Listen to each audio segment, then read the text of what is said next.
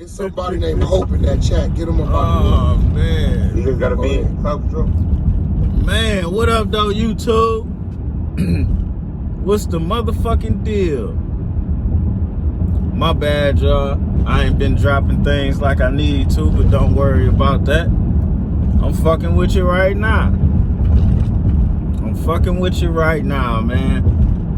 I'm on the shitty part of YouTube side, checking out what they talking about.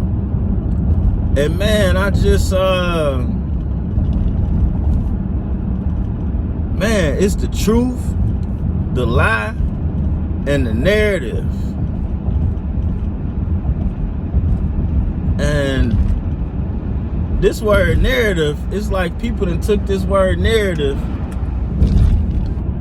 People done took this word narrative and just running all over the world with it. You know what I'm saying? Like, a man-on-man time don't necessarily have to control the narrative, because it is what it is. Now, when you get into all of these people trying to control the narrative or trying to change the story and all of these type of things, you gotta watch out for that shit. Because nobody is telling you the story anymore. Everybody is just trying to push their narrative. And what is that worth? What is that worth? I see this whole Big Pun's wife in this movie and Fat Joe, all that's back on the internet. It's a 20-some-odd-year-old story. And no matter how you slice it, it's several people that was wrong. Several. But it's all about the narrative. Who can make the people think that they was more wrong or more right? And that's what it's about. It's not even about the truth. It's not even about accountability. And this is a funny and a messed up situation, because why Pun didn't have life insurance of his own? Why is that? Why is that? And at the very least, Fat Joe is an extremely horrible over-exaggerator. But then you flip it over to this Jonathan Majors guy. It was just a couple weeks ago, everybody was in an uproar because he was wearing woman's boots. And took another picture embracing and hugging on a man looking real romantic. And then they say he choked up his girlfriend. And then they say his girlfriend, I don't know if she tried to get him out of trouble or tried to keep him in trouble, but them text messages, it's like the Bible. The devil can use it or God. So who knows? All them white friends, all them white girlfriends,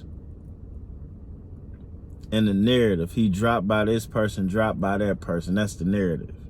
But realistically, why are you ingratiated with people who doesn't have a vested interest in you?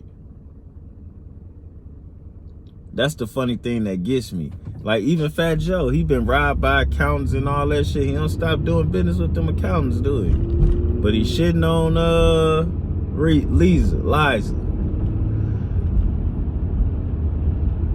The narrative. The motherfucking narrative. That word just keep coming up, going down, and all around.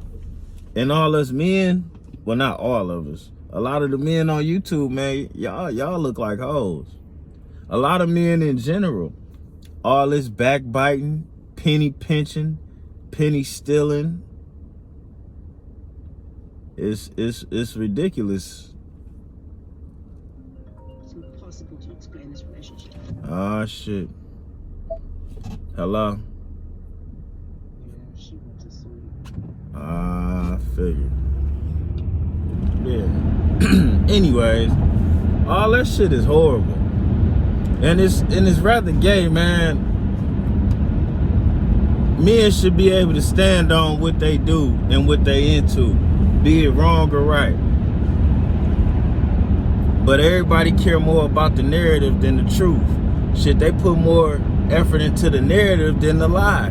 And quite frankly, no matter what you get people to go along with or what you get the majority to agree with, generally people are going to feel about you and think about you how they feel and think about you. Like, you controlling the narrative or making things look a certain way is not going to stop people from looking at you how they look at you or thinking about you in the manner of which they think about you.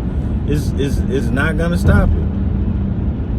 Not even close, man. So all the effort that guys put into trying to control what other people think is basically insane.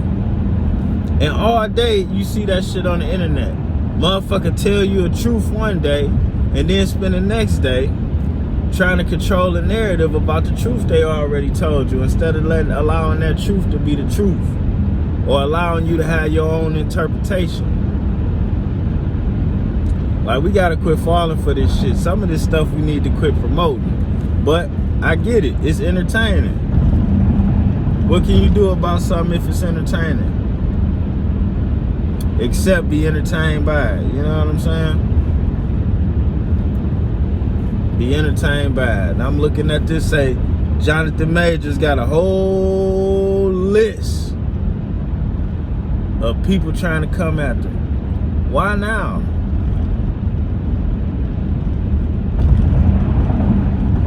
Why now?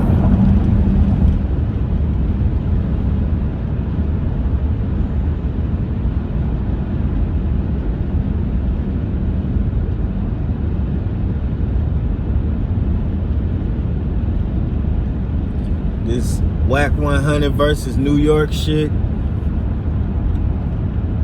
which is, I don't know what to say about that. We know that's fake as a $3 bill. Wack versus New York on Clubhouse, okay, I get that one. But in real life, I doubt it. I doubt it.